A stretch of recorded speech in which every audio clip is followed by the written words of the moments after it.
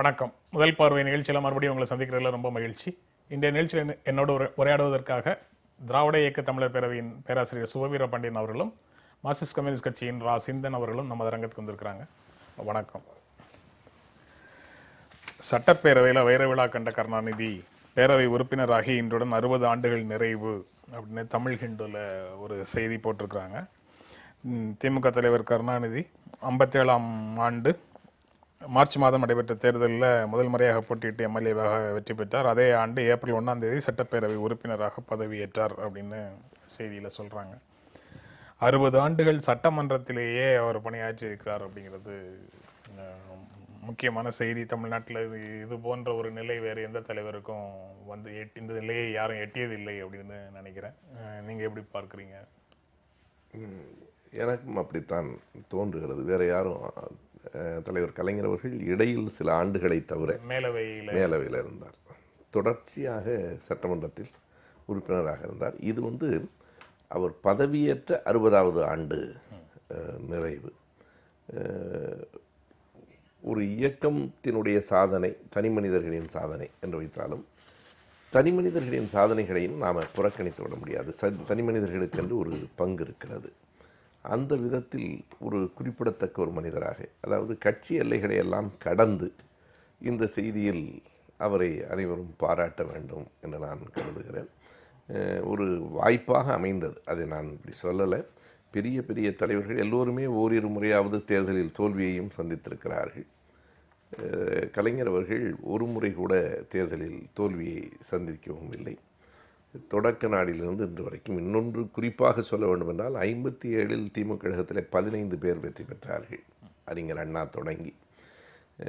அடுத்த 62 தேர்தலில் அந்த 15 தொகுதிகளிலும் மிக கவனமாக காங்கிரஸ் கட்சி வேலை செய்தது. 57இல் வெற்றி பெற்ற 15 பேரில் அறிஞர் அண்ணா உட்பட 14 பேர் 62வது ஆண்டு தேர்தலில் வெற்றி பெறவில்லை. மீண்டும் வெற்றி பெற்ற ஒரே ஒருவரும் தலைவர் கலைஞர் அவர்கள்தான். எனவே கலைஞர் அவர்களுக்கு இந்த நேரத்தில் அவர் மீது இருக்கிற பற்றுதல், கட்சி மீது இருக்கிற பற்றுதல் எல்லாவற்றையும் தாண்டி அவருக்கான வாழ்த்துக்களை மகிழ்வோடு நாம் தெரிவித்துக் கொள்ளலாம் என்று கருதுகிறேன். மக்களோடு மிக நெருக்கமாக இருந்ததுனால இருக்கிற நபர்களால் தான் தொடர்ந்து வெற்றிகளை ஈட்ட முடியும். மற்ற தலைவர்கள் எல்லாருமே மக்களோட நெருக்கமாக இருந்தாலும் ஏதாவது தேர்தல்களில் தோற்றுட்டு இருக்கிறாங்க. ஆனால் இவர் தொடர்ந்து முதல் தேர்தலிருந்து இப்போ வரைக்கும் வெற்றி பெற்றிருக்கிறாருங்கிறதை நீங்கள் எப்படி பார்க்குறீங்க? இல்லை, முதல்ல நான் அடுத்த தலைமுறையை சேர்ந்தேன். அடுத்த தலைமுறை அதில் எனக்கு இந்த மாதிரி ஒரு செய்தியை படிக்கும்போது ஒரு ஒரு அரசியல் வேறுபாடுகளை கடந்து ஒரு சாதனை இன்னும் தான் பார்க்க வேண்டியிருக்கு. அதே சமயம் மிக அதிக ஆண்டுகள் முதல்வர்கள் கம்யூனிஸ்ட் கட்சியிலிருந்து மேற்கு வங்கத்தில் இருந்திருக்காங்க, அதுக்கடுத்து திரிபுராவில் இருக்காங்க. மிக அதிக ஆண்டுகள் தொடர்ந்து வெற்றி பெறக்கூடிய தலைவர்கள் இருக்காங்க. ஆனால் எங்கள் அமைப்புக்குள்ளே ஏற்பட்டிருக்கக்கூடிய மாற்றத்திலிருந்து நான் இதை பார்த்தேன்னா, நான் அந்த தொடர்ச்சியாக ஒரு தனி மனிதன் வெற்றி அடைவதை விடவும் அந்த ஒரே ஒரு பதவியில் ஒருவர் தொடர்ச்சியாக இருக்க வேண்டியதில்லை என்பதை கம்யூனிஸ்டுகள் எங்கள் கட்சிக்குள்ள ஒரு விதியாக மாற்றி இருக்கிறோம். ஏன் அந்த விதியாக மாற்ற வேண்டியிருந்தது? இப்போ சமீபத்தில் உண்டானது தான் அது. ஏன்னா ஜோதிபாஸ் என்னால தொடர்ந்து முதலமைச்சராக பணியாற்ற முடியவில்லை, எனக்கு ஓய்வு கொடுங்கள்னு சொல்லி அவர் கட்சியிட்ட கேட்டு கேட்டு கடைசியில நெருக்கடி கொடுத்து தான் அவர் விலகினாரு. அது ஒரு முன்னுதாரணம் தான். நீங்க அப்படி கேட்டாரு, கட்சி வேணான்னு சொல்லிச்சு, நீங்க இருக்கணும்னு சொல்லிச்சு. ஆனா அதே அனுபவங்களே அனைத்து விஷயங்களுக்குமான ஆசான் அப்படிங்கிறது ஒரு மேற்கோள்ல நம்ம ஈஸியாக புறந்தள்ளிட முடியாதுன்னு நினைக்கிறேன். ஏன்னா அனுபவங்களின் ஊடாக பெற்ற, அதாவது அனுபவங்கள் மூலமாக வரக்கூடிய உணர்வு தான் ஒரு மேற்கோளாக வருது அப்படின்னு பார்த்தோம்னா, அனுபவங்களே அனைத்துக்குமான ஆசான் அப்படின்னு ஒரு மேற்கோள் சொல்லுது. அப்படி இருக்கும்போது அனுபவங்களே நீங்க தனி மனிதர்களுடைய அனுபவங்களே அவ்வளவு எளிதாக புறந்தள்ளி விட முடியுமா அப்படிங்கிறது ஒரு புறந்தள்ளக்கூடாது. என்னன்னா, ஒரு கூட்டு தலைமையும் ஒரு கூட்டு செயல்பாடும் இருக்கும்போது தேர்ந்தெடுக்கப்பட்ட பதவிகளில் மாற்று இப்ப நீங்க நபர்கள் மாறி மாறி வந்தாலும் கூட எந்த ஒரு முடிவும் கூட்டாக எடுப்பதற்கான ஒரு சூழலையும் சேர்த்தே கொண்டு வரணும். கட்சிக்குள்ள அதுக்கான ஜனநாயகம் இருக்கணும். மாற்று கருத்துக்களை சொல்லி விவாதித்து முடிவெடுக்கிறதுக்கான ஒரு கட்டமைப்பு இருக்கணும். அந்த கட்டமைப்பையும் உறுதிப்படுத்தினால் அது சாத்தியம். நீங்க இந்த காலகட்டத்திற்கு அதுவும் பதவிகளும் அதிகாரமும் ஒரு சொத்தாக மாறி இருக்கக்கூடிய அதை வைத்து சுரண்டலை மேற்கொள்ள முடியும். அதை வைத்து இந்த சமூகத்திற்கு நீங்க பதவிகள் வந்து இந்த சமூகத்தில் மக்களுக்கு உழைப்பதனால் கிடைக்கக்கூடிய அங்கீகாரமாக மட்டும் இல்லை என்பதையும் சேர்த்து பார்த்தால், அது ஒரு அதிகார குவிப்பாக இருப்பதை இணைத்து பார்த்தால், இந்த இடத்துல வந்து ஒரு சீர்திருத்தத்திற்கான தேவை இருக்கு அப்படின்னு நான் பாக்குறேன். நீங்க இப்ப சொல்லக்கூடிய பல இந்த கருத்தை ஒட்டி பல முறை பேராசிரியர் சுபவீர பாண்டியனும் உங்க கட்சியினுடைய சில மூத்த தலைவர்களுமாக பல அமர்வுகள் பேசியிருக்கிறோம். அதனால திரும்பவும் அதே நிலைக்கு போக வேண்டாம் அப்படின்னு தோணுது. ஒரு புதிய அனுபவத்தால விரிவான ஒரு சிந்தனைக்கு பிறகு ஒருவர் வந்து மீண்டும் பழைய நிலைக்கு போக மாட்டார் அப்படின்னு ஒரு புரிதல் இருந்தது. இப்போ நேற்றைய புதிய செய்தி ஒன்றின் அடிப்படையிலேருந்து அதை பார்க்கும்போது அனுபவங்கள் வந்து ஆசான்கிறத சேர்த்தே வச்சுக்கிட்டாலும் கத்தார் அவர் வந்து கடவுள் நம்பிக்கையோட ஆன்மீகத்தில் ஈடுபடுகிறார்ங்கிற செய்தியை வந்து நேற்று ஹிந்துஸ்தான் டைம்ஸ் வெளியிட்டதற்கு பிறகு இந்த புதிய அனுபவத்தால் விரிவடைந்த சிந்தனை மீண்டும் பழைய நிலைக்கு போகாதுங்கிற புரிதல் வந்து தப்போ அப்படிங்கிற உணர்வும் வருது. உண்மைதான், மாற்றம் ஒன்றுதானே மாறாது. ஆனால் இது வளர்ச்சியை நோக்கிய மாற்றம் இல்லை என்பது என்னுடைய பார்வை. இதுதான் வளர்ச்சி என்று அவர்கள் கருதலாம். எல்லா மாற்றங்களும் நிகழ்ந்திருக்கின்றன. 1930 வரையிலே கடவுள் நம்பிக்கை உடையவராக இருந்த பாரதிதாசன் அவர்கள் 30க்கு பிறகு பெரியார் இயக்கத்தில் கடவுள் மறுப்பாளராக அவர் இணைகிறார். அவருடைய இறுதி நாள் 64 வரையில் அதே நிலையில் தொடர்கிறார். முதலில் ஒரு மதம் சார்ந்த நம்பிக்கை, கடவுள் நம்பிக்கையில் இருந்து பிறகு மீண்டும் பகுத்தறிவு இயக்கத்திற்கு வந்து மீண்டும் ஆன்மீகத்தை நோக்கி போய்விட்டவராக கண்ணதாசனை நாம் பார்க்கிறோம். இதில் 2-3 இருக்கிறது. ஆன்மீகம், மதச்சார்பு, மதவாதம், இவைகளுக்கு இடையிலே எல்லாம் நுட்பமான வேறுபாடுகள் இருக்கின்றன. எப்படி இருந்தாலும் ஒரு இடதுசாரி இயக்கங்களைச் சேர்ந்தவர்களும் திராவிட இயக்கங்களைச் சேர்ந்தவர்களும் மறுபடியும் ஆன்மீகத்தை நோக்கி போவது என்பது அதற்கு என்ன சமாதானமும் என்ன விளக்கமும் சொல்லப்பட்டாலும் புதிய புதிய சொற்களால் அந்த விளக்கங்கள் சொல்லப்படுகின்றன. நாங்கள் வெறும் மதச்சார்புடையவர்கள் அல்ல, ஒரு ஆன்மீக சிந்தனைக்கு போயிருக்கிறோம் என்று. எதுவாக இருந்தாலும் இந்த நிலையிலே இருந்து அது இன்னொரு நிலைக்கான மாற்றம், என் போன்றவர்களால் ஏற்றுக்கொள்ள முடியாத மாற்றம். நீங்க எப்படி பார்க்குறீங்க? அதாவது ஆன்மீகம்ங்கிற தேடல் வந்து கடவுள் சார்ந்தது இல்லை. ஆனால் என்ன ஆயிடும்னா, ஒரு இந்த இந்தியாவில் நடந்து கொண்டு இருக்கக்கூடிய ஒட்டுமொத்தமான ஒரு வலதுசாரி திருப்பம் அப்படின்னு தான் நாங்கள் இதை பார்க்குறோம். இந்துத்துவ அமைப்புகளுடைய வெற்றி, மதவாதத்துடைய வெற்றி, தேர்தல் ரீதியான வெற்றி, அதிகாரத்திற்கு வருவது, இது எல்லாம் சேர்ந்து ஒரு நீங்கள் இப்போ மாவோயிஸ்ட் இயக்கத்தில் அவர் வந்து ஒரு தீவிரமான செயல்பாட்டாளராக இருந்தவருக்கு ஒரு குழப்பத்தையும் ஒரு விரக்தியையும் கொடுத்துருக்கலாம். தனி நபர்களுடைய மாற்றம் என்பது ஒரு ஏற்ற இறக்கங்களோடு இருப்பதுங்கிறது சாத்தியமானது தான். நீங்கள் அறிவு விரிவாகிறது, அது மீண்டும் பழைய நிலைக்கு செல்லாதுன்னா அது ஒட்டுமொத்த மனித சமூகத்துடைய அறிவுன்னு பார்க்கலாம். ஆனால் ஒரு தனிநபர் ஏற்ற இலக்கங்களுக்கும் குழப்பங்களுக்கும் அதிலிருந்து தானே ஒரு தீர்வை நோக்கி பயணிக்கும் போது அதில் தடுமாறுவதற்கும் எல்லா விதமான வாய்ப்பும் இருக்குது. நானும் இதை தடுமாற்றமாக தான் பார்க்குறேன். ஆனால் அதே சமயம் ஆன்மீக தேடல், ஒரு ஆன்ம கேள்விகளுக்கான பதில் இருக்கிறது இல்லையா, அது வந்து மதம் சார்ந்தது இல்லைன்னு நான் நினைக்கிறேன். சரி, இல்லை, அப்படி ஒரு சமாதானம் தேவையில்லை. ஏன்னா ஆன்மீகம் என்கிற சொல்லி ஆன்மா என்கிற சொல்லிலிருந்து வருகிறது. ஆன்மா என்பது நேரடியாக மதங்களோடு தொடர்புடையது. பௌத்த மதம் மட்டும்தான் அனான்மவாதத்தை முன்வைக்கிறதே தவிர பௌத்தத்தை தவிர்த்த அனைத்து மதங்களும் ஆன்மாவை ஏற்றுக்கொள்ளுகின்றன. எனவே பௌத்தம் என்பது ஒரு மார்க்கம், மதம் இல்லை. ஆகையினாலே ஆன்மா என்று வருகிற போதே அது முழுக்க மதச்சார்புடையது தான். அதை நம்ம அப்படி பிரிக்க இயலாது என்று கருதுகிறோம். ஒரு சமூகத்தினுடைய அறிவில் ஏற்பட்ட விரிவு அப்படின்னு சொல்றீங்க, அப்ப திரும்ப அந்த சமூகம் போகாதுன்னு சொல்றீங்க. அப்படியும் இருக்குதா நிலைமைகள் அப்படிங்கிறது ஒரு மிகப்பெரிய கேள்வியாகத்தான் இருக்கு. நீங்க இன்னொரு செய்தியாக emergence of alternative politics looks dim in RK Nagar அப்படின்னு ஒரு செய்தி இருக்குது. ஆர்கே நகர் தொகுதிக்குள்ள மாற்று அரசியலுக்கான முழக்கங்களுக்கு எந்த விதமான வரவேற்பும் இல்லை. அந்த மாற்று அரசியலை முன்னெடுப்பவர்களுக்கு மக்கள் மத்தியில் எழுச்சியான வரவேற்பு இல்லை அப்படிங்கிற செய்தி அதில் இருக்கு. தமிழ் சமூகம் வந்து இது போன்ற தேர்தல்கள்லையும் அரசியல் நிலைப்பாடுகள்லையும் எங்கேயோ முன்னேறி வந்து விட்டதாக நம்ம நினைச்சிட்டு இருக்கிறோம். ஆனா இந்த இதுவும் அதுவும் ஒத்து போகுதா? இதில் நம்ம இல்ல அதுல முரண் இருக்கிறதாக நீங்க நினைக்கிறீங்களா? நம்ம பேசிட்டு இருந்த விஷயம்தான். அதாவது ஒரு சமூகத்தை அறிவு சார்ந்த தளத்துல முன்னெடுத்து செல்வதற்கான எண்ணிக்கையில் இருக்கிற நபர்கள் எல்லோரும் அப்படி இருக்க மாட்டாங்க. அது ஒரு அறிவுஜீவி தளம் என்றொன்று முன்னெடுத்து சென்று கொண்டே இருக்கும்.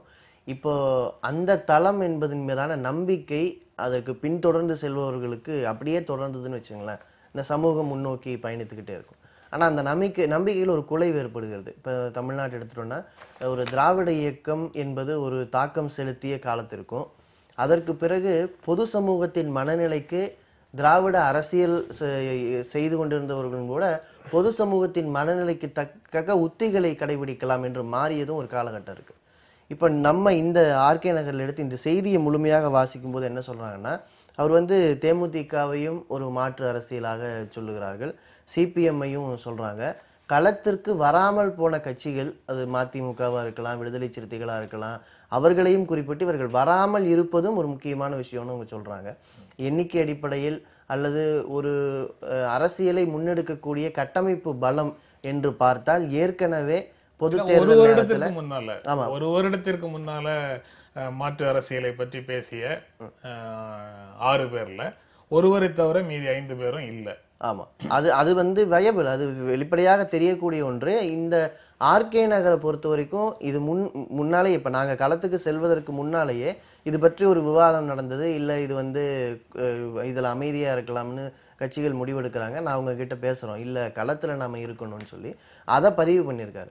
ஆனா களத்தில் அந்த மக்களுக்கு அதற்கான தேவையே இல்லாமல் போயிருச்சாங்கிறதான் கேள்வி. இப்ப நான் பொது சமூகத்தின் அறிவு சார்ந்த தேவைகளுக்கும் பொது சமூகத்தின் சிக்கல்களுக்கும் தீர்வை கொடுக்க வேண்டிய இடத்துல இருக்கக்கூடிய அரசியல்வாதிகளும் அரசியல் கட்சிகளும் மாற்றை உருவாக்கி முன்னால காட்டலன்னு சொன்னா அந்த டிம்மை தான் இவர் சொல்றாரு. காட்டுவதுல ஒரு சுணக்கம் இருக்கிறது, அமைப்பு ரீதியான பலம் கம்மியா தானே இருக்கும். நீங்க சேர்ந்து சந்திப்பதற்கும் தனியாக ஒரு கட்சி சந்திப்பதற்குமான சிக்கல் இருக்குல்ல, அது கம்மியா தான் இருக்கு. ஆனா மக்கள் மத்தியில தேவை குறைந்து விட்டதாகவோ இந்த அரசியலுக்கான தேவை தமிழ் சமூகத்தில் இல்லை என்றோ நாம் பார்க்க முடியாதுங்கிறதா நான் சொல்லுவேன். நீங்க எப்படி பார்க்குறீங்க? அது தேவை இருக்குது மக்கள் மத்தியில திமுக, அண்ணா திமுக, காங்கிரஸ், பாரதிய ஜனதா கட்சிக்கு மாற்றாக ஒரு அரசியல் தேவை இருக்குது. அதுதான் உண்மையான மாற்று அரசியல். ஆனா அந்த தேவை இருக்கு, ஆனா நிறைவேற்றுவதற்கான வலிமை இல்லை அப்படின்னு சொல்றாரு. நீங்க அந்த தேவையே அவசியமா இல்லையாங்கிறத பற்றி நீங்க என்ன பாக்கல? என்னதான் ஆன்மீக தேடல் பற்றி எல்லாம் பேசினாலும் இன்னைக்கு ஆர்கே நகர்ல நடைமுறையில அந்த தேடல் ஒரு வகையானது, இந்த தேடல் ஒரு வகையானது. அதாவது நடைமுறையை முற்றுமாக நம்மால் புறக்கணிக்க முடியாது. திமுக அல்லாத, அதிமுக அல்லாத, காங்கிரஸ் அல்லாத, பாரதிய ஜனதா கட்சி அல்லாத கட்சிகளோடு கூட்டணி வைத்துக்கொள்ள சிபிஎம் தயாராக இருக்கிறது. ஆனால் சிபிஎம்மோடு கூட்டணி வைத்துக்கொள்ள மற்ற கட்சிகள் இப்போது தயாராக இல்லை. அதான் இன்றைக்கி இருக்கிற யதார்த்தம். நீங்கள் 6, 5, 4, 3 ஆகி இப்போ ஒன்றாக நின்றிருக்கிறார்கள். இது ஒரு மாற்று அரசியலை முன்னெடுப்பது என்று சொல்லி ஒவ்வொரு தேர்தலிலும் போட்டியிடுவதன் மூலமாக மாற்று அரசியலினுடைய பலவீனம் வெளிப்பட்டு கொண்டிருக்கிறதா என்பதை அவர்கள் கவனிக்கணும். இது வெறும் தேர்தல் வாக்குகள், நாங்கள் எவ்வளோ வாக்குகள் வாங்கினாலும் எங்கள் சித்தாந்தத்தை முன்வைக்கிறோம் என்பதையெல்லாம் தாண்டி உங்களினுடைய வாக்குகளினுடைய குறைவான எண்ணிக்கை சித்தாந்தத்தையும் சேர்த்து பலவீனமாக்குகிறது. இரண்டாவது, யார் முதன்மையான எதிரி என்பதை நாம் தீர்வு செய்ய முடியாது. எல்லாரையும் ஒரே தட்டில் தான் வைத்து பார்ப்போம் என்று சொன்னால், நேற்றைக்கு கூட நான் சொன்னேன், எல்லோரையும் சம தொலைவிலேயே வைத்து பார்த்தால் மக்கள் உங்களை வெகு தொலைவில் வைத்து தான் பார்ப்பார்கள் அப்படின்னு சொன்னேன். நீங்கள் கருத்து வேறுபாடு இருக்கலாம். திமுக நீர்த்து போய்விட்டது, சரி, இடதுசாரி கட்சிகள் நீர்த்து போகாமல் அப்படியேவா இருக்கின்றன? எத்தனையோ மாற்றங்கள், எவ்வளவோ நீர்த்து போகிற செய்திகள் தான் இருக்கின்றன. நீங்கள் அணிகளுக்கு இடையில் எந்த அணி, அதாவது வெறும் தேர்தல் களத்தில் மட்டும் போராடணும்னு நான் சொல்லலை, பொது தளத்திலும் கூட யார் நம்முடைய நட்பு முரண், யார் நம்முடைய பகை முரண் என்கிற வேறுபாடு இல்லாமல் எல்லாம் ஒரே மாதிரி முரண்தான் என்று சொல்லுவது மறைமுகமாக எதிரிகளுக்குத்தான் உதவும். நான் ஒரு செய்தியை வெளிப்படையாக சொல்லணும்னா, தம்பி அதை நீங்கள் சரி பார்க்கலாம். உத்தரப்பிரதேசத்தில் ஏறத்தாழ 139 இடங்களில் அவர்கள் போட்டியிட்டார்கள். நேற்று நானும் தோழர் ரவிக்குமாரும் பேசிக்கிட்டு இருக்கிற போது இந்த செய்திகளை பற்றி பேசணும். 139 இடங்களில் போட்டியிட்டு மொத்தம் வாங்கிய வாக்குகள் 2,03,000. ஒரு தொகுதியில் சராசரியாக 1500 வாக்குகள் வாங்கியிருக்கிறீர்கள். 1500 வாக்குகள் ஒரு தொகுதியில் வாங்கிட்டு 1,00,000 வாக்குகள் வாங்குகிற மதவாத சக்திகளை எப்படி எதிர்க்க முடியும்? வெறும் வாக்குகளை பற்றி மட்டுமே நான் வைத்துக்கொண்டு சொல்லலை. நடைமுறையிலையும் எல்லோரையும் ஒதுக்குவது என்பது இருக்குது பாருங்கள், அது மறைமுகமாக எதிரிக்கு செய்கிற உதவியாக இருக்கு. இது ஒரு ஃபார்முலா. இதை வந்து எப்படி ஒரு பகுத்தறிவாளர் சொல்கிறாருன்னு எனக்கு கொஞ்சம் சிரமமாக இருக்குது.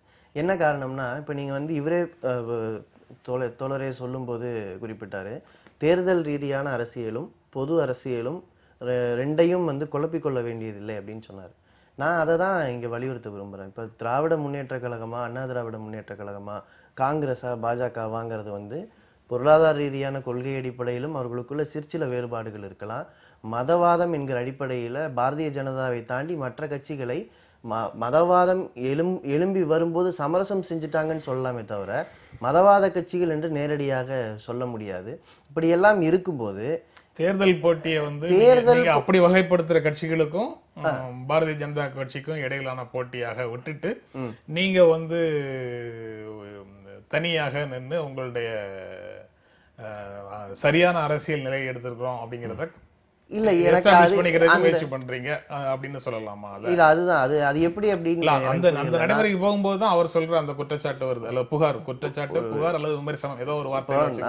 அதாவது நீங்க வாக்குகள் குறைவாக வாங்கும் போது அந்த நீங்க எழுப்பக்கூடிய முழக்கத்திற்கான மரியாதையும் குறைஞ்சு போய் அது கேலிக்குரியதாக மக்கள் மத்தியில போகிறார். ஒரு செய்தியை சேர்த்து சொல்லிடுறேன். திமுகவோடு கொள்கை வேறுபாடு பார்த்து விலகி நிற்கிற இடதுசாரி தோழர்கள் எந்த கொள்கையால் ஈர்க்கப்பட்டு தேமுதிகவோடு சேர்ந்தார்கள் எனக்கு தெரியல. அது பேசுவோம். ஏன்னா இப்போ வந்து திமுகவோடு விலகி நிற்கிறோமா, கொள்கை வேறு, இப்போ அதான் அது அந்த கட்சி என்று நாம் பேசுறதுக்கு முன்னாலேயே ஒரு மாற்றுக்கான தேவை இந்த சமூகத்தில் இருக்கிறது என்பதை நாம் ஒப்புக்கொள்கிறோமாங்கிறதுல வரக்கூடிய பிரச்சனை அது. நீங்க உத்தரப்பிரதேசத்தை வாக்குகளுடைய எண்ணிக்கையோடு சேர்த்து ஒரு உதாரணம் சொன்னாரு. நம்ம பீகாருக்கு போவோம். பீகார்ல ஒரு மகா கூட்டணி அமைத்து பாரதிய ஜனதா கட்சி வீழ்த்தப்பட்டது. அப்ப இடதுசாரிகள் தனியாக நின்று ஒரு 3 எம்எல்ஏ பதவிகளை அவர்கள் வெற்றி பெற்றார்கள். நான் இப்பவும் சொல்றேன், மகா கூட்டணி அமைத்ததனால் பாரதிய ஜனதா கட்சி தோற்றுவிட்டது, மதவாதம் மீண்டும் அங்கே எழும்பாது என்று நாம் நினைத்தோம் என்று சொன்னால் ஒரு தேர்தல் கூட்டணியிலேயே தேர்தல் உத்திகளின் மூலமாகவே இந்துத்துவத்தை வீழ்த்திவிட முடியும், பாரதிய ஜனதாவை வீழ்த்திவிட முடியும் என்று மக்களை தவறாக வழிநடத்துகிறோம். அதன் மூலமாக மறைமுகமாக பாசிசத்துடைய வளர்ச்சியை அப்படித்தான் பொருள் கொள்ளணுமாங்கிறது தெரியல எனக்கு. குறைந்தபட்சம் அதிகாரத்திற்கு வரவிடாமல் தடுப்பதற்கான ஒரு முயற்சி. நீங்க சமூகத்துல நிலவக்கூடிய மதிப்பீடுகள் அல்லது விளிமியங்கள் அல்லது அவங்களுடைய கருத்துக்கள் மக்கள் மத்தியில் எவ்வளவு தூரம் செல்வாக்கு செலுத்துகிறதுங்கிறதுல நீங்க நடத்தக்கூடிய போராட்டங்கள்ங்கிறது வேற. அந்த போராட்டங்களுக்கு உங்களுக்கு மாநில அரசினுடைய அதிகாரமும் சேர்ந்து இருந்ததுன்னா நல்லதுங்கிறதுக்காக ஒரு மகா கூட்டணி அப்படின்னு சிலர் முயற்சி செய்யறாங்க. நீங்க அதையும் தாண்டி அதனுடைய வேர்கள் வலிமையானவை, அதை வந்து களத்துல வேறு வகையில எதிர்த்து போராடாம இந்த அதிகாரத்தை வைத்து மட்டும் எதுவும் செய்து விட முடியாதுங்கிற கருத்தோட நீங்க கீழே நிற்கிறீங்க. அப்படியான ஒரு அணிச்சேர்க்கை தான் இன்னைக்கு நாம் முன்னிறுத்த வேண்டியது. களத்துல கொள்கை ரீதியாக இப்படிப்பட்ட அழிவு சக்திகளுக்கு எதிராக பகுத்தறிவாளர்களும் முற்போக்காளர்களும் இணைஞ்சு நிற்கணும். ஆனா தேர்தல் களம் என்று வருகிற போது நீங்க அங்க வந்து எதுவும் மதவாதத்திற்கு மாற்றை நீங்க கொடுக்குறீங்களாங்கிறது மட்டும் இல்ல.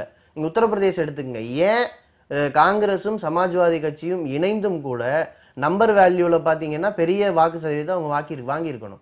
ஆனா மக்கள் மத்தியில நீங்க கம்யூனிஸ்டுகளுக்கு வாக்கு பலம் இல்லை, செல்வாக்கு இல்லைன்னு வைங்க, செல்வாக்கு இருக்கிற 2 கட்சிகள் இணைந்து ஏன் பாரதிய ஜனதா வீழ்த்த முடியல? ரொம்ப முக்கியமான கேள்விதான் அது. அப்ப இது முழுக்க அவர்கள் கடைபிடித்த பொருளாதார கொள்கைகள், அந்த மக்களுக்கு அதனால் ஏற்பட்ட பின்விளைவுகள், நீங்க டிமானிட்டைசேஷனுடைய ஏற்பட்ட தோல்வியை கூட மோடியால அது சமாஜ்வாதி கட்சியுடைய தோல்வி என்று நிலைநிறுத்த முடிகிறது. நான் கேட்கிறேன், என்னுடைய தோல்வியை உங்க தோல்வியா மாத்துற அளவுக்கு உங்களுடைய கருத்து ரீதியாக நீங்கள் பலவீனமாக இருந்தால் மதசார்பற்ற சக்திகளாக மட்டும் இருந்து என்ன பயன்? அப்ப மற்ற கொள்கைகளை பேசுவதும் மற்ற கொள்கைகளுக்கான களத்தில் ஒரு ஒற்றுமையை உருவாக்குவதும், தமிழ்நாட்டு எடுத்துங்க, என்ன ஒற்றுமையை நம்ம உருவாக்கிட்டோம்? அது நீங்க கன்னியாகுமரி மற்ற பகுதிகளை விட்டுலாம், கன்னியாகுமரியில கடைபிடிக்கப்படக்கூடிய அரசியல் என்பது மதசார்பற்ற சக்திகள், மதசார்புள்ள சக்திகளுடைய வளர்ச்சியை தடுப்பதற்கான ஏதாவது ஒரு கள அளவிலான ஒற்றுமையை கட்டமைச்சிருக்கோமா? மற்ற இடங்களை விட்டுலாம். நான் அதே மாதிரி கோவை கலவரம் வெடித்த போது, இப்ப ரீசெண்டா கூட கலவரம் பிரியாணியாவை தூக்கிட்டு போயிட்டாங்கன்னு கிண்டல் பண்றோமே, களத்தில் இன்றைக்கும் அந்த மக்களை பாதுகாப்பதற்கு, மக்கள் ஒற்றுமையை பாதுகாப்பதற்கு என்ன ஒரு மாற்றை நம்மால் உருவாக்க முடிந்து விட்டது? இது எல்லாம் களத்துல உருவாக்குறதுக்கு எந்த தடையும் கிடையாது, கம்யூனிஸ்டுகளுக்கு எந்த தடையும் கிடையாது. நீங்க குறிப்பிட்ட மாதிரி ஒரு தொகுதிக்கு 1500 ஓட்டு வாங்கக்கூடியவர்களுடைய வலிமையை வச்சுட்டு சில விஷயங்களை செய்ய முடியாது. ஆனா வலிமையான சக்தியாக இருக்கக்கூடியவர்கள் சமாஜ்வாதியோ காங்கிரஸோ தமிழ்நாட்டை பொறுத்த வரைக்கும் திமுகவோ அதிமுகவோ செய்ய முடியாதவற்றுக்கு கூட அந்த ஒருங்கிணைப்பை செய்ய தவறியது இடதுசாரிகள் தான் அப்படின்னு சொல்லி வலிமையாக இருக்கக்கூடியவர்கள் வலிமையற்றவர்களை நோக்கி குற்றச்சாட்டை முன்வைக்கிறதை தான் இடத்துல ஊடகங்கள்ல பார்க்க முடியுது. ஒருங்கிணைப்புக்கு அவர்கள் வருவதே இல்லை. ரெண்டாவது நீங்க பாத்தீங்கன்னா இப்ப கூட இல்ல அந்த ஒருங்கிணைப்புக்கான கடமையே ஏதோ அவர்களுக்கு மட்டுமே இருக்கிறது மாதிரியும் மற்றவர்களுக்கு இல்லாத மாதிரியும் சிலர் தொடர்ந்து ஊடகங்கள்ல பேசிட்டே இருக்காங்க. செய்கிற போதும் அவர்கள் வருவதில்லை. மற்றவர்கள் ஒரு கூட்டமைப்பு நடத்தினால் கூட தங்களை தனித்துவமானவர்கள் என்று தனிமைப்படுத்திக் கொள்ளுகிற ஒரு போக்கு இருந்து கொண்டே இருக்கிறது. பீகாரில் இன்னைக்கு மாற்றம் வந்திருக்கு, திரும்ப மாற்றமே வராதா அப்படிலாம் நான் சொல்லவே இல்லை. தாராளமாக மாற்றம் வரும். மேற்கு வங்கத்தில் வரலையா? மேற்கு வங்கத்தில் இப்போதைக்கு உங்களால் மீண்டும் மாற்றத்தை கொண்டு வர முடியல. இல்லை, தேர்தல் அரசியலை பற்றி மட்டுமே நான் பேசலை. ஆனால் நீங்கள் பீகார் காட்டியது தேர்தல் அரசியல் தான். பீகார் தேர்தல் சொன்னதுனால நான் திருப்பி சொல்கிறேன். எனவே இப்போ மேற்கு வங்கத்திலையும் மாறி தான் போயிருக்கு நிலைமைகள். பீகார் உத்தரப்பிரதேசத்தினுடைய தோல்விக்கு மிகப்பெரிய காரணம் அவங்க அப்பா புள்ள சித்தப்பா சண்டை. அதுவும் தேர்தலுக்கு ஒரு 6 மாதத்துக்கு முன்னாடி அப்படி ஒரு சண்டை நடக்கிற போது மக்கள் வெறுத்து போயிருக்கிறார்கள். அந்த நேரத்தில் வந்த தேர்தல் அது. எனவே வாக்குகளில் நேர்மறை வாக்குகளும் இருக்கிறது, எதிர்மறை வாக்குகளும் இருக்கிறது. பாரதிய ஜனதா கட்சி கிடைத்த அனைத்துமே எதிர்மறை வாக்குகள் நான் சொல்லலை. அதாவது அதையெல்லாம் நாம் அவ்வளவு எளிமையாக எதிரியை குறைத்து மதிப்பிடுவதும் சரியானதல்ல. இன்றைக்கு அவர்கள் வளர்ந்து கொண்டிருக்கிறார்கள் என்பது உண்மைதான். அதை நாம் எப்படி அதை பார்க்க வேண்டும், எங்கேயெல்லாம் யாரெல்லாம் இணைந்து நிற்க வேண்டும் என்பதில் உண்மையாக சொல்ல போனால் இடதுசாரி கட்சிகளில் கூட மற்ற கட்சிகள் சிபிஐ உட்பட மற்றவர்கள் இணைந்து வருவார்கள். சிபிஎம் குறிப்பாக திமுகவோடு சேரக்கூடாது என்பதில் ரொம்ப கவனமாக இருக்கிறார். தமிழ்நாட்டில் மட்டும் நிலை எடுத்ததாக தெரியல. ஏன்னா பீகார்லயும் வெற்றி கூட்டணின்னு சொல்லக்கூடிய கூட்டணியோட அவங்க நிக்கல, தனியாகத்தான் நின்னாங்க. யூபியில தோல்வியடைந்த கூட்டணியோடவும் அவங்க நிக்கல, தனியாகத்தான் நின்னாங்க. அதே மாதிரி தமிழ்நாட்டிலயும் நிக்கிறாங்க. அது ஒரு அவர்கள் கட்சிகளை விட்டு மட்டுமல்ல, மக்களை விட்டும் தனியாக நிற்கிற நிலைமை சேரும். நீங்க இப்படி தனியாகவே நிற்பது என்பது எதை காட்டுகிறது? நீங்க தனித்துத்தான் நாங்கள் நிற்போம் என்று சொல்லுவதே மற்றவர்களிடமிருந்து தாங்கள் ஒதுங்கி கொள்வது தானே. நீங்க அடிப்படையில் நீங்க 100க்கு 100 ஒத்து போக முடியாது. நீங்க சொல்லும் போது எனக்கு வரக்கூடிய சந்தேகம் சரி என்று நினைக்கக்கூடிய நிலைப்பாட்டுல உறுதியாக இருக்கணுமா? இன்று செல்வாக்கே இல்ல அப்படின்னு இருந்தா கூட உறுதியாக சரி. ஆனா ஒரு குறைந்தபட்ச ஒப்புதலின் அடிப்படையில் இணைந்து செயல்படவும் வேணும். நான் தனித்துவம் என்பது கண்டிப்பாக வேணும், நான் இல்லைன்னு சொல்லலை. ஒவ்வொரு கட்சிக்கும் ஒரு தனித்துவம் இருக்கிறது. ஒரு காமன் மினிமம் ப்ரோக்ராம் என்று நாம் சொல்கிறோம் இல்லையா? அப்படி ஒரு குறைந்தபட்ச செயல் திட்ட அடிப்படையில் ஒருங்கிணைகிற போக்கும் கண்டிப்பாக வேண்டும். அதுதான் ஒரு இடதுசாரி சிந்தனைக்கும் முற்போக்கு சிந்தனைகளுக்குமான நன்மை பயக்குமே தவிர என்றைக்கும் யாரோடும் நாங்கள் சேரமாட்டோம், எல்லாரும் எங்களுக்கு ஒன்று தான் என்று சொல்வது. எனக்கு காங்கிரஸ் மீதும் கடுமையான விமர்சனங்கள் உண்டு. ஆனால் காங்கிரஸையும் பாரதிய ஜனதாவையும் நான் ஒரே சமதூரத்தில் வைத்து நான் ஒரு நாளும் பார்ப்பதில்லை. இரண்டையும் ஒப்பிடுகிற போது எனக்கு காங்கிரஸ் தான் மேல். அது எனக்கு எந்த மாற்றமும் 2009 நிறைவு செய்யணும். உங்களுடைய எனக்கு கவலை ஆரம்பிச்சு ஆர்கே நகர் வரைக்கும் எங்க வந்தாலும் உங்களுடைய நிலைப்பாடு இதே போன்ற விமர்சனங்களை எதிர்கொள்ளுது. ஆமா, விமர்சனங்கள் வைக்கிறவங்களுக்கு என்ன ஒரு ஸ்வீப்பிங்கா சொல்லிடுறாங்கன்னா, இந்த மாதிரியான ஒரு மாற்றை முன்னெடுப்பதே எங்களுடைய எதிரிகளை வீழ்த்துவதற்கு செய்யக்கூடிய தடங்களை தவிர உங்களுக்கு எந்த நல்ல நோக்கமும் இல்லை என்று ஒரு தனிமைப்படுத்துகிற அது ஒரு அரசியல் விமர்சனமாக தான் பார்க்குறேன். அந்த போக்கு இருக்கு. நான் சிம்பிளாக ரொம்ப சுருக்கமாக சொல்லுவேன்னா, 2009க்கு பிறகு காங்கிரஸ் மிக தீவிரமாக கடைபிடித்த கொள்கைகள் எந்த அத்வானியை இந்த நாடு தோற்கடித்ததோ அவரை விட தீவிரமான மோடியை வெற்றி பெற வைப்பதற்கு காரணமாக இருந்தது. இவர் சொல்ற மாதிரி இடதுசாரிகள் இந்தியாவில் இல்லைன்னு வச்சுங்க, துடை தெரியப்பட்டு விட்டாலும் கூட கொள்கைகளில் மிக மோசமான இன்னொரு சைடு இருக்கு. இன்றைக்கு நீங்க எடுக்கக்கூடிய அரசியல் நிலைப்பாடுகள் நாளைக்கு யோகிகளை இந்திய தலைமைக்கு கொண்டு வந்து விடுவதாகவும் முடியலாம். இல்ல அந்த அர்த்தத்துல முடியல. நீங்க எப்படி நீங்க அரசியல் நிலைப்பாடு வேற, 5 வருஷம் ஆட்சி நடத்துறதும் அந்த ஆட்சியில கடைபிடிக்கிற கொள்கையும் நீங்க எப்படி அத்வானிக்கும் மோடிக்கும் இடையில வந்து ஒரு வேறுபாடு நீங்க காட்ட முயற்சிக்கிறீங்களோ, அதே மாதிரி நாளைக்கு மோடிக்கும் யோகிகளுக்கும் இடையில வந்து ஒரு இது வித்தியாசத்தை பேசிட்டே இருக்க வேண்டியதான. ஆட்சியில் இருக்கும்போது என்ன கொள்கையை கடைபிடிக்கிறதுக்கும் ஒரு தேர்தலில் என்ன யுத்தியை கடைபிடிக்கிறவங்களுக்கும் வித்தியாசம் இருக்கு. எதிர்கட்சியாக கூட இந்த 5 ஆண்டுகளுக்கு என்ன பேசலாம். அத்வானிக்கு பதிலாக மோடியை காங்கிரஸ் கொண்டு வந்தது என்றால் ஜோதிபாசுக்கு பதிலாக மம்தா பானர்ஜியை யார் கொண்டு அதுதான் இந்த ஒப்பீடுங்கிறது. ரொம்ப நான் இதை சொல்லி முடிச்சாகணும். நீங்க 5 ஆண்டுகளுக்கு என்ன கொள்கையை கடைபிடிக்கிறீர்கள்ங்கிறத பேசுறேனே தவிர இந்த நாட்டு மக்கள் இந்த தேர்வை செய்கிறார்கள், இந்த சூழலுக்கு எது தள்ளியது? தமிழ்நாட்டினுடைய அரசியல் களத்தை இதுவரை திமுக தலைவர் கருணாநிதியும் அனைத்து இந்திய அண்ணா திராவிட முன்னேற்ற கழகத்தின் பொதுச் செயலாளர் ஜெயலலிதாவுமே தீர்மானிச்சிட்டு இருந்தாங்க. ஆனா இப்போ சமீப காலமாக இது அரசியல் சதுரங்கத்துல காய்களை நகர்த்துபவர்களாக இளைஞர்களே இருந்து வருகிறார்கள் அப்படின்னு ஒரு செய்தி கட்டுரையை தினமணி வெளியிட்டு இருக்குது. 2015 ஏற்பட்ட வெள்ளத்தின் போது கட்சி சார்பற்ற அமைப்பு சார்பற்ற இளைஞர்களாக எல்லாரும் வந்து வேலை செஞ்சாங்க. அதற்கு பிறகு அவர்கள் எல்லா பிரச்சனைகளுக்கும் ஒன்றிணைந்து குரல் கொடுக்கறாங்க. அது ஒரு பெரிய வடிவம் எடுத்துக்கிட்டு இருக்குது. அதனால தமிழ்நாட்டினுடைய அரசியல் திட்டத்தையே அவர்கள் தான் முன்வைக்கிறார்கள் அப்படிங்கிற கருத்தை வந்து அந்த செய்தி கட்டுரை சொல்லுது. அதை ஏற்கிறீங்களா? அந்த கருத்தை அப்படி ஏற்கிறீங்களா? நான் அதை இரண்டாக பார்க்கிறேன். அதாவது மாணவர்களினுடைய எழுச்சி, இளைஞர்களின் எழுச்சி வரவேற்கத்தக்கது, பாராட்டத்தக்கது. ஆனால் அதே நேரத்தில் அது பற்றிய புரிதல்கள் அல்லது அது பற்றிய ஊக்குவிப்புகள் சற்று மிகையாகவும் இருக்கின்றன என்று எனக்கு தோன்றுகிறது. அது ஒரு பெரிய மாற்று அரசியல் என்றெல்லாம் என்னால் கருத முடியவில்லை. ஒரு எழுச்சி வந்திருக்கிறது, ஆனாலும் கூட அது இன்னமும் ஒரு குறிப்பிட்ட நிலையை தொடவில்லை.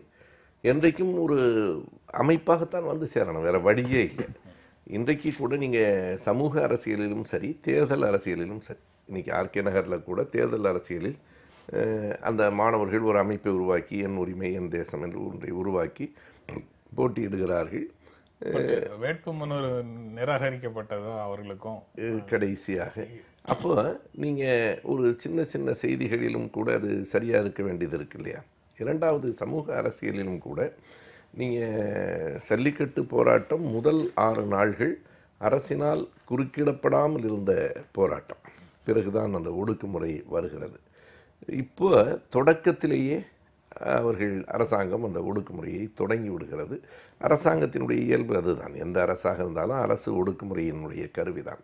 அப்போ இன்றைக்கு அதனுடைய வேகம் என்னவாக இருக்கிறதுன்னு பார்த்தீங்கன்னா, நீங்கள் ஜல்லிக்கட்டினுடைய வேகம் இன்றைக்கு மற்ற போராட்டங்களில் மாணவர்கள், இளைஞர்கள் சமூக அக்கறையோடு ஈடுபடுகிறார்கள் என்பது வரவேற்கத்தக்கது, பாராட்டத்தக்கது. அதே நேரத்தில் அது ஒரு பெரிய மாற்று அரசியலாக எழுந்து விட்டது என்று என்னால் நம்ப முடியவில்லை. சிந்தன் இல்லை, இன்னைக்கு இளைஞர்கள் மத்தியில் நடந்து கொண்டிருக்கக்கூடிய விவாதம், சில மாற்றங்கள், அது நீங்கள் சென்னை வெள்ளமாக இருந்தாலும் சரி, அப்பவும் களத்தில் பார்த்தேன், ஜல்லிக்கட்டு போராட்டத்திலையும் களத்தில் பார்த்தேன்.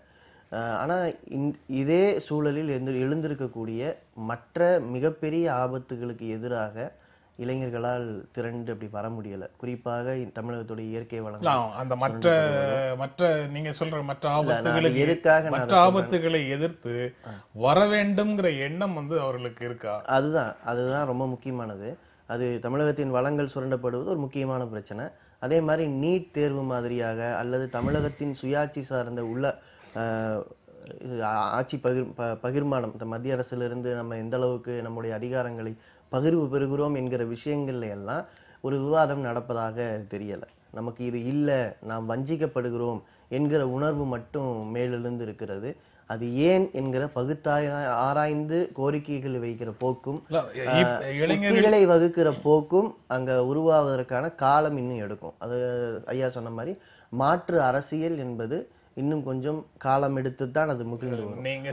நீங்க சொல்லக்கூடிய பிரச்சனைகளை பற்றி பேசக்கூடிய இளைஞர்களும் இளைஞர் அமைப்புகளும் இருக்கிறதையும் பார்க்க முடியுது. அவங்க அங்கங்க அதற்கான குரலை கொடுத்துட்டு இருக்கிறத பார்க்க முடியுது. ஆனா திரு சுபவி குறிப்பிட்ட மாதிரி ஜல்லிக்கட்டுக்கு கிடைத்த ஒரு வேகமும் மிகப்பெரிய ஆதரவும் இந்த மாதிரி விஷயங்களுக்கு கிடைக்க மாட்டேங்குது. இல்ல, அவர் குறிப்பிட்டதுதான், ஜல்லிக்கட்டு ஒரு அரசாங்கத்துடைய ஒடுக்குமுறையை அது பார்க்கவில்லை. அது வந்து ஆமா, ஒரு சமூக ஊடகங்களும் ஊடகங்களும் ஒரு கொண்டாடி கொண்டிருந்த ஒரு 6 நாள் இருந்த எழுச்சியை ஒரே நாளில் வடிய வைக்க முடியும் என்பதும், அது ஏன் அப்படி வந்தது, ஒரு தலைமையின்மை என்பது மட்டும்தான் காரணமா? இல்ல இதை பற்றி பேசும்போது ரவிக்குமார் விடுதலை சிறுத்தைகள் கட்சியினுடைய முன்னாள் சட்டமன்ற உறுப்பினர் செயலாளர் ரவிக்குமார் பேசும்போது என்ன சொன்னாருன்னா, ஒரு கொண்டாட்டத்தோட ஒரு போராட்டம் ஏன் நடக்கக்கூடாதுன்னு நினைக்கிறீங்க? உங்க மைண்ட் செட்லயே அது ஒரு சீரியஸான போராட்டமாக ஏன் இருக்கணும்னு நினைக்கிறீங்க? பல ஆப்பிரிக்க போராட்டங்கள் பாடல் பாடிக்கொண்டே துப்பாக்கிகளுக்கு எதிராக போய் நெஞ்சை நிமிர்த்தி கொண்டு பாடல் பாடிக்கிட்டே எதிர்ப்பு தெரிவிச்சிருக்கிறாங்க. ஒரு அந்த மனநிலையோட போராட்டத்தை நிராகரிக்கிறதுங்கிறதே இல்ல. இந்த போராட்டத்திற்குள் ஒரு அரசியல் முகிழ்வதற்கான சாத்தியக்கூறுகள் எந்த அளவுக்கு இருக்கு, நீங்க அது அடுத்தடுத்த கான்சிக்வன்சஸ்ல அடுத்தடுத்த நிகழ்வுகள்ல நமக்கு அது தெரியணும். அந்த பிரச்சனை தான் அது. ஒரு போராட்டத்தினோட ஒரு அரசியல் முகிழ்க்கணும் அப்படின்னு நீங்க நினைக்கிறீங்க இல்ல? ஏன் முகிழலைங்கிறது ரொம்ப முக்கியம்னு நான் நினைக்கிறேன். முகிழலைன்னு நீங்க நினைக்கிறீங்களான்னு கேக்குறேன். அதுதான், அது ஒரு அரசியல் மகிழ்ந்திருக்கலாம். அது எப்படிப்பட்டது, அது எப்படிப்பட்டது? இல்ல, கொண்டாட்டம் கூடாது அப்படின்னு நான் சொல்லல. ஆனா கொண்டாட்டத்தோடு ஒரு போராட்டம் நிறைவடைந்து விடாது. நீங்க அடுத்த பின்விளைவுகளை, ஒடுக்குமுறைகளை எதிர்கொள்வதற்கு ஒரு அமைப்பு சார்ந்த அரசியல் வேணும். ஒரு அரசியலுக்காகத்தான் அமைப்பு. ஆனால் அமைப்பே இல்லாமல் அரசியலை கொண்டு போக முடியுமாங்கிறது இன்னொரு கேள்வி. அமைப்பே வேண்டாம் என்று சொல்லுகிற அந்த வாதமும் கூட அடிப்படையற்றது. நீங்கள் அமைப்பு அற்று தொடர்ந்து ஒன்றை எடுத்து செல்ல முடியாது. அவ்வப்போது தன்னெழுச்சியாக கூடி தன்னெழுச்சியாக அவர்கள் களைவது என்பது இயற்கையின் போக்குக்கு உகந்தது. எனக்கு நீங்க பேசிட்டு இருக்கும்போது ரவிக்குமார் சொல்லும்போது அந்த உணர்வை அப்போ அவர்கிட்ட பகிர்ந்துக்கல. இப்ப நீங்க சொல்லும்போது திரும்பவும் வர்ற உணர்வை நான் பகிர்ந்துக்கிறேன். இந்திய எதிர்ப்பு போராட்டத்தை 60களில் மாணவர்கள் எப்படி கொண்டாட்டமாக கொண்டாடி இருக்க முடியும் அப்படிங்கிற கேள்வி வருது. அது கொண்டாட்டமாக கொண்டாடி அந்த போராட்டத்தை நடத்தியிருக்க முடியுமா, அல்லது உணர்ச்சிகரமாக எதிர்த்து நின்று தான் அதை போராடி? ஒரு நாளும் முடியாது. ஏன்னு கேட்டா, நான்லாம் இப்போ மாணவர்களாக இருக்கிறேன். முதல் நாளே, அதாவது ஜனவரி 26 போராட்டம் தொடங்க போகிறது. ஆனால் 25ஆம் தேதியே ஒடுக்குமுறை தொடங்கிடுச்சு. சென்னையில் திருவல்லிக்கேணியில் இருக்கிற விக்டோரியா மாணவர் விடுதியில் அடித்து ரத்தத்தோடு வெளியே விழுந்த மாணவர்களை அடுத்த நாள் செய்தித்தாள்களில் பார்த்தோம். அது ரத்தம் தோய்ந்த 50 நாட்கள். பேராசிரியர் ராமசாமி அவர்கள் அந்த பெயர்லேயே ஒரு புத்தகம் எழுதியிருக்கிறார். அந்த 50 நாள்களும் ரத்தம் தோய்ந்த நாள்கள். காவல்துறையை சார்ந்தவர்களும் எரிக்கப்பட்டார்கள். அந்த போராட்டமும் இதுவும் முற்றுமாக வேறு என்பதுதான் என்னுடைய பார்வை. அன்றைக்கி அடுத்து என்னாகுங்கிற கேள்வி வந்தது. பள்ளிக்கூடம் நடக்குமா, கல்லூரி நடக்குமா, திறக்குமா? அது தன்னெழுச்சியாக நடந்த போராட்டம் என்றாலும் பின்புலத்தில் ஒருங்கமைத்து சென்ற ஒரு கட்சி இருக்கவே செய்தது. திராவிட மாணவர் முன்னேற்ற கழகம் தான் அதை முன்னெடுத்து நடத்திற்று.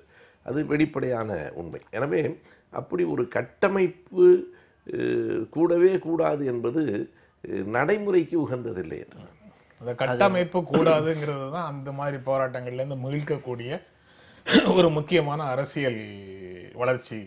அதுதான், அதாவது இந்திய எதிர்ப்பு போராட்டத்திற்கு முன்னால் அந்த களம் எப்படி தயாராக இருந்ததோ அதே போல இப்போ இந்த போராட்டங்களுக்கெல்லாம் முன்பாக ஒரு களம் இருக்கிறது. அந்த களம் இந்திய எதிர்ப்பு மாதிரியான ஒரு அரசியல் தெளிவு மிக்க களம் அல்ல. அது அவநம்பிக்கையும் விரக்தியும் ஒரு ஒரு கலக மனநிலை என்பதே கூட அதற்கு ஒரு இலக்கு இருக்கணும். அந்த இலக்கை நான் சொல்வதே இலக்கு என்று முன்னிறுத்துவதற்கான ஆட்களும் அங்கே இல்லை. ஒரு இலக்கை பின்தொடர்வதற்கான தெளிவும் இல்லை.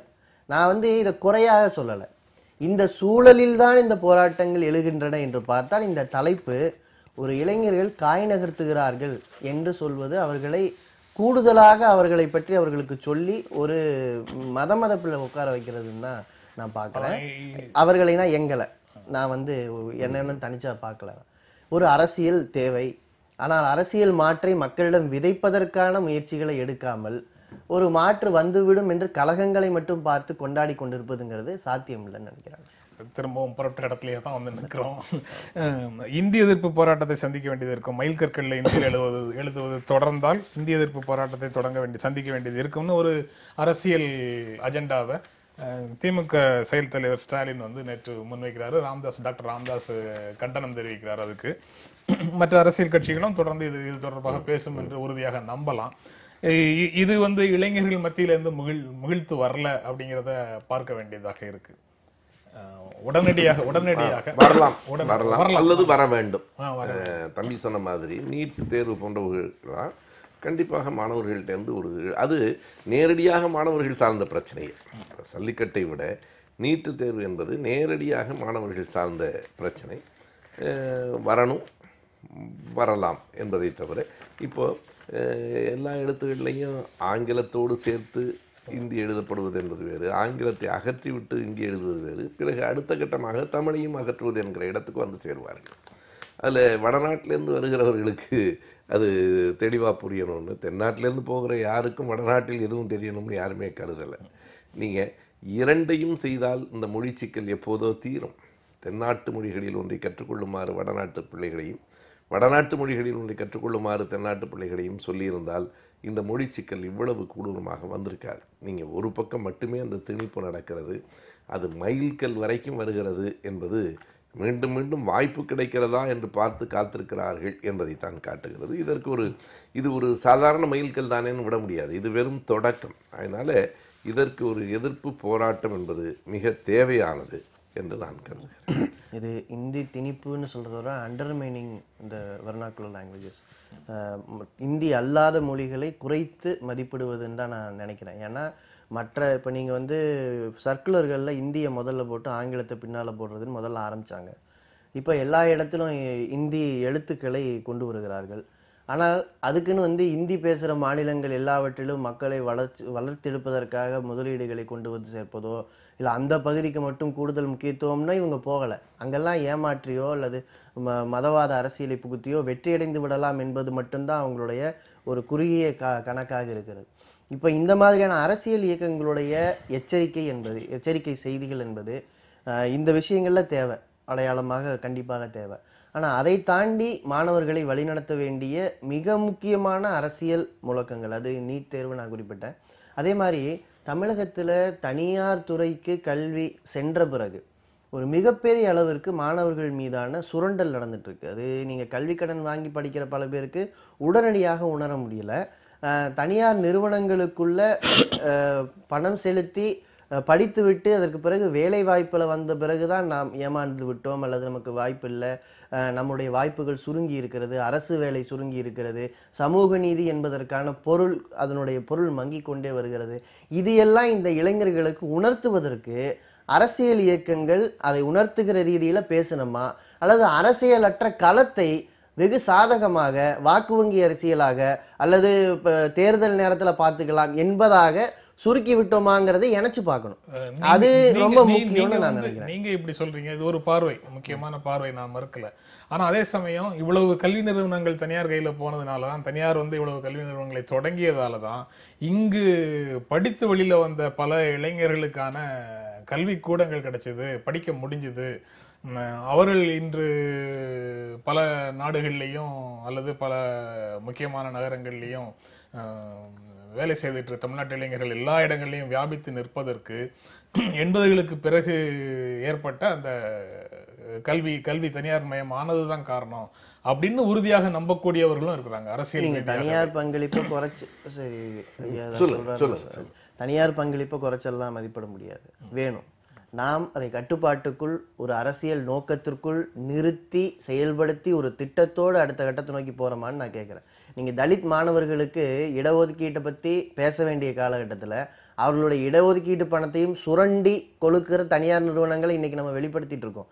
வெளியில் வருது, அவங்க பணத்தை திருப்பி கொடுங்க, அவங்களுடைய பணத்தையும் வாங்கிட்டு நீ அவங்கக்கிட்ட கட்டணமாகவும் வாங்குவியான்லாம் கேள்வி வருது இதே தமிழகத்தில். அப்போ நாம் எந்த அடுத்த கட்டத்தை நோக்கி நகர்ந்தமாங்கிறதான் கேள்வியை தவிர ஒட்டுமொத்தமாக நிராகரிப்பது என்ற பார்வையெல்லாம் பார்க்க வேண்டியது சரிதான். அதாவது ஒரு கலப்பு பொருளாதாரம், மிக்சட் எக்கானமி என்பது நாம் ஏற்றுக்கொண்ட ஒரு கொள்கை தான். ஆனால் அங்கே எங்கே தப்பு வந்துருச்சுன்னா, இப்போது 100க்கு 100 அரசே கையில் வைத்திருந்த நாடுகளும் தோல்வியை சந்தித்திருக்கின்றன.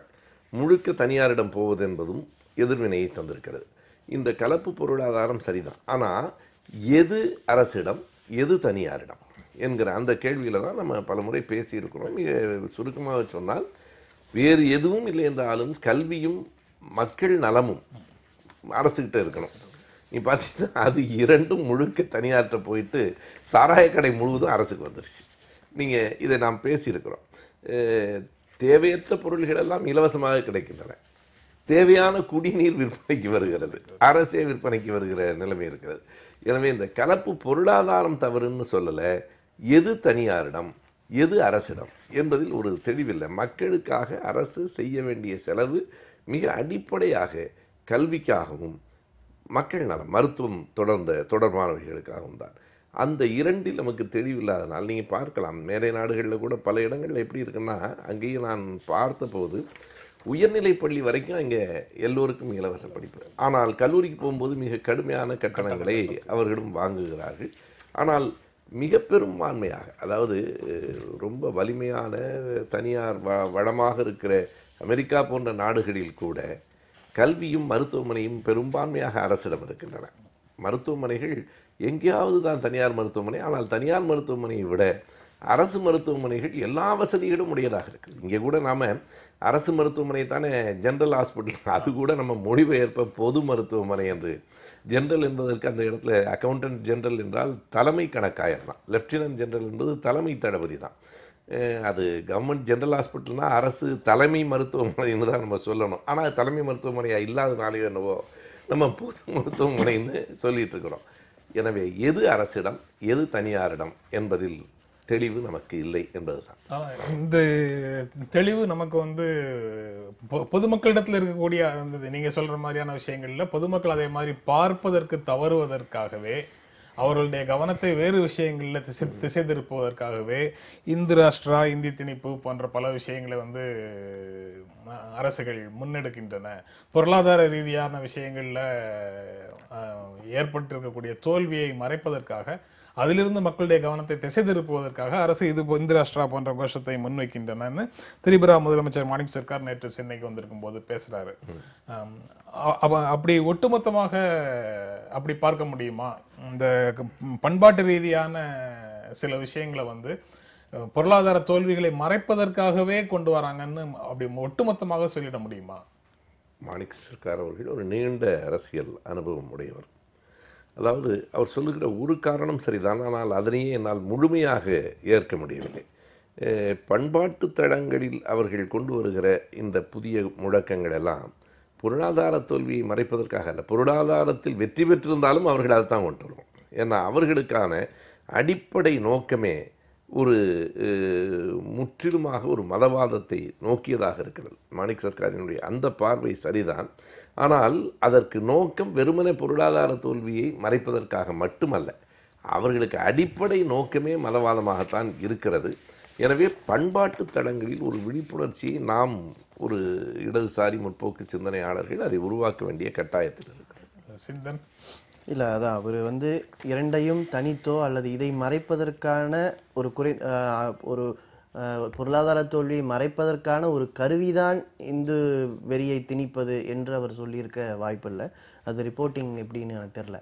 ஆனா இந்த இரண்டு விலை உயர்வு போன்ற பிரச்சனைகளில் இருந்து மக்களை திசை திருப்பவே இந்து ராஜ்யம் இன்னைக்கு உத்தரப்பிரதேசத்துல அவர் போட்டிருக்காங்க.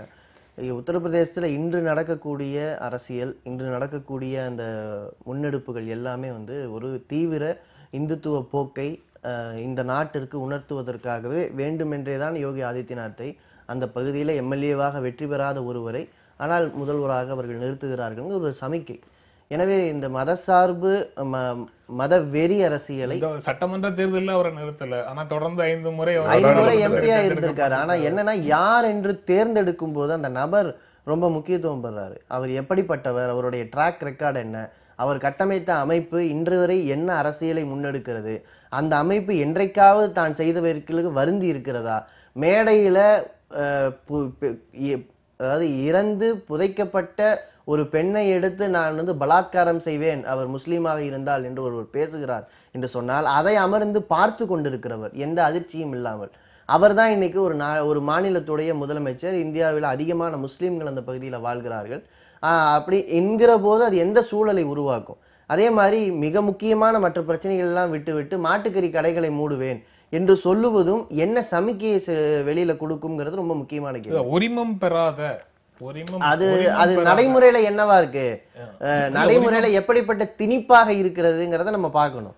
சாதாரணமாக அது அன்றாடம் எல்லா இடங்கள்லயும் எல்லா ஊர்கள்லயும் பொதுமக்களுக்கு இருக்கக்கூடிய ஒரு மிகப்பெரிய சிக்கலாக அது இருந்திருக்கு. அதனால அவர் வந்து உடனடியாக நடவடிக்கை எடுக்கிறாரு.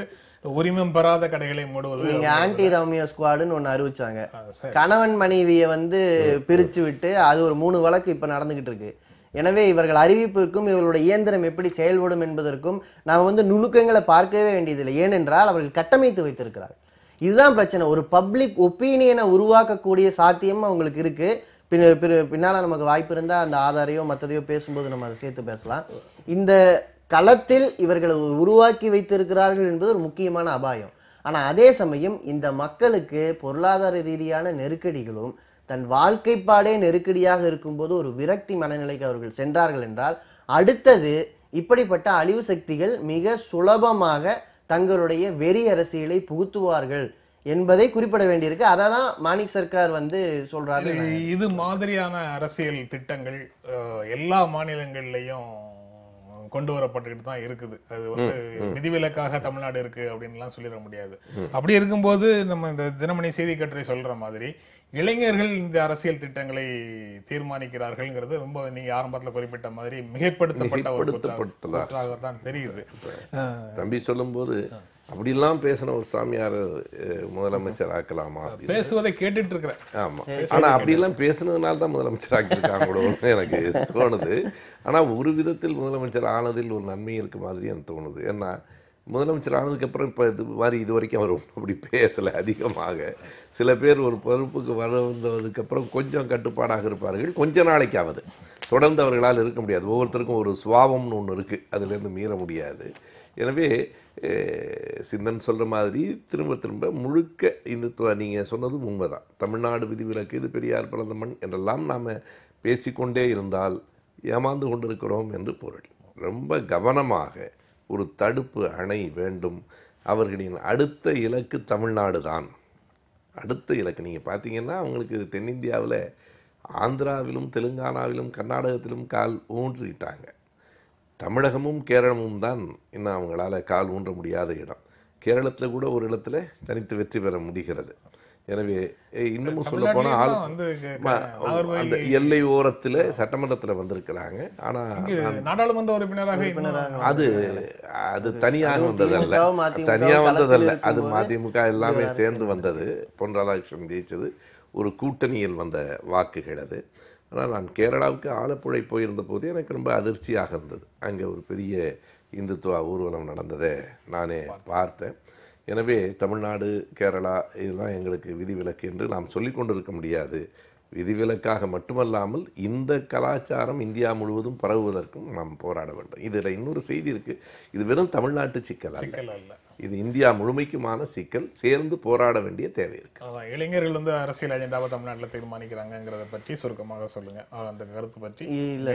அதாவது இளைஞர்கள் சமூக ஊடகங்களை அதிகம் பயன்படுத்துகிறார்கள், சமூக ஊடகங்களுக்கு ஆட்பட்டு இருக்கிறார்கள். மற்ற ஊடகங்களை விடவும் ஏற்கனவே பரவலான கட்சிகளை விடவும் அவர்கள் நம்புவதற்கான வேறு ஏதோ ஒன்றை தேடிக்கொண்டிருக்கிறார்கள். இது அவநம்பிக்கையின் விளைவு.